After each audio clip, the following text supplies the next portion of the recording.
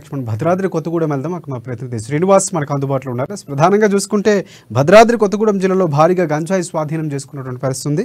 వాహన తనిఖీల్లో క్వింటాల్లో గంజాయి పట్టుబడినటువంటి పరిస్థితి. టేకులపల్లి మండలం వాహన తనిఖీల్లో 650 కేజీల గంజాయిని సీజ్ చేశారు. అధికారులు రాజస్థాన్కి చెందినటువంటి లారీలో ఇసుక బీరువాలో ఉంచి తరలిస్తున్నటువంటి వైనం ఆ ముఠాన్ని పట్టుకున్నటువంటి పరిస్థితి కనిపిస్తుంది. దీనికి సంబంధించి పూర్తి స్థాయిలో అప్డేట్స్ ఎవరెవరు ఎంతమంది ఉన్నారు, సో ఆ ముఠాకు సంబంధించినటువంటి పూర్తి అప్డేట్స్ ఏంటి చెప్పండి శ్రీనివాస్. Thank you Rajasekhar. తెలంగాణ రాష్ట్రంలో కాంగ్రెస్ ప్రభుత్వం ఏర్పడిన తర్వాత ఈ మన ముఖ్యమంత్రి రేవంత్ రెడ్డి ఎవరైతే ఉన్నారో ఆయన రాష్ట్రంలో తెలంగాణ రాష్ట్రంలో ఎక్కడా కూడా మత్తు పదార్థాలు అక్రమంగా రవాణా చేసేటువంటి వారిపైన ఉక్కుపాదం మోపాలని చెప్పేసి ఆదేశాలు ఇచ్చినటువంటి నేపథ్యంలో ఈ యొక్క మన తెలంగాణ రాష్ట్రానికి సరిహద్దున ఉన్నటువంటి భద్రాద్రి కొత్తగూడెం జిల్లా ఏదైతే ఉందో భద్రాద్రి కొత్తగూడెం జిల్లాకి సమీపంలో ఉన్నటువంటి పక్క రాష్ట్రాలు ఆంధ్రప్రదేశ్, ఒరిస్సా, ఛత్తీస్గఢ్, మధ్యప్రదేశ్ ఈ యొక్క రాష్ట్రాల నుంచి ఈ యొక్క భద్రాద్రి కొత్తగూడెం జిల్లా మీదుగా మన తెలంగాణ రాష్ట్రంలోకి గంజాయి విస్తృత రవాణా జరుగుతున్నటువంటి నేపథ్యం ఉంది.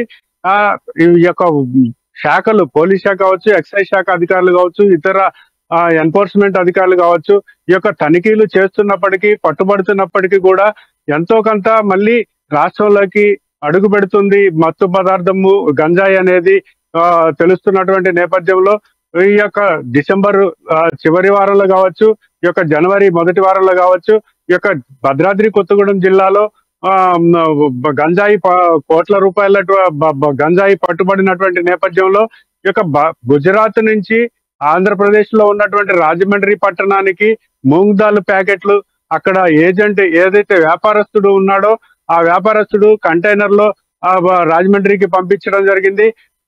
కంటైనర్ లో అక్కడ డ్రైవర్ కి క్లీన్ ఇచ్చినటువంటి సంకేతాల మేరకు ఈ యొక్క వచ్చేటువంటి డౌన్ సర్వీస్ లో అక్కడ రాజమండ్రి నుంచి చింతూరు వెళ్ళి చింతూరులో నీకు 2 రోజుల తర్వాత ఒక గుర్తు తెలియని వ్యక్తులు వచ్చేసి ఈ యొక్క గంజాయి ఏదైతే ఉందో 650 కేజీల గంజాయి ఈ యొక్క లారీలో లోడ్ చేస్తారు.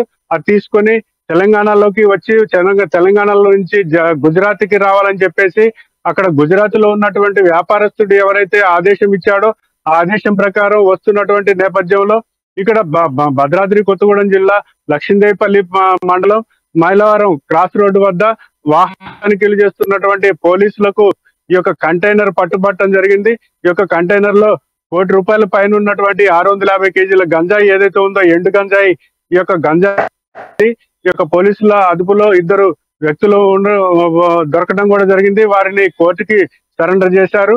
అలాగే ఈ యొక్క భద్రాద్రి కొత్తగూడెం జిల్లాలోనే మళ్ళీ టేకులపల్లి మండలం వద్ద ఈ యొక్క లారీలో ఇనుప బీరువాలు 3 ఉన్నాయి.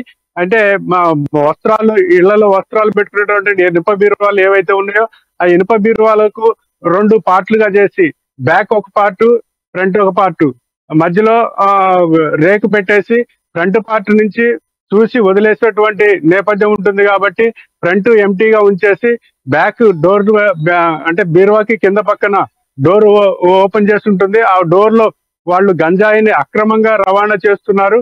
దీనిని చాకచక్యంగా టేకులపల్లి పోలీసులు గమనించి ఈ యొక్క గంజాయిని పట్టుకోవడం జరిగింది. ఇది కూడా దాదాపు 30 లక్షల రూపాయలు విలువ చేసేటువంటి గంజాయి దొరికింది.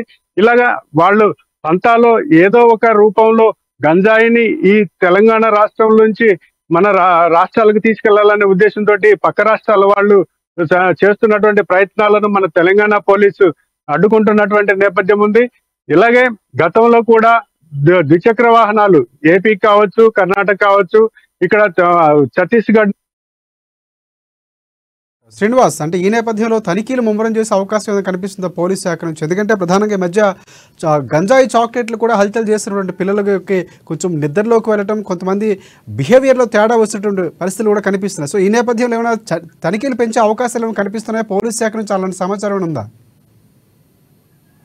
తప్పకుండా రాజశేఖర్, ఇప్పుడున్నటువంటి పరిస్థితుల్లో తెలంగాణ ముఖ్యమంత్రి ఇచ్చినటువంటి మత్తు పదార్థాలు కంటికి కనిపించొద్దు, ఉక్కుపాదం మోపండి అని ఇచ్చినటువంటి ఆదేశాలు ఏవైతే ఉన్నాయో వాటిని అనుసరిస్తూ ఆయా శాఖలు అధికారులు పూర్తి స్థాయిలో బందోబస్తుగా ఏర్పాట్లు చేసినటువంటి ఈ యొక్క తనిఖీలు ఏదైతే ఉందో ఈ తనిఖీల్లో పట్టుబడుతున్నటువంటి నేపథ్యాన్ని చూసుకున్నట్టయితే విస్తృత తనిఖీలు కూడా చేస్తున్నారనేది కూడా మనం అర్థం చేసుకోవచ్చు.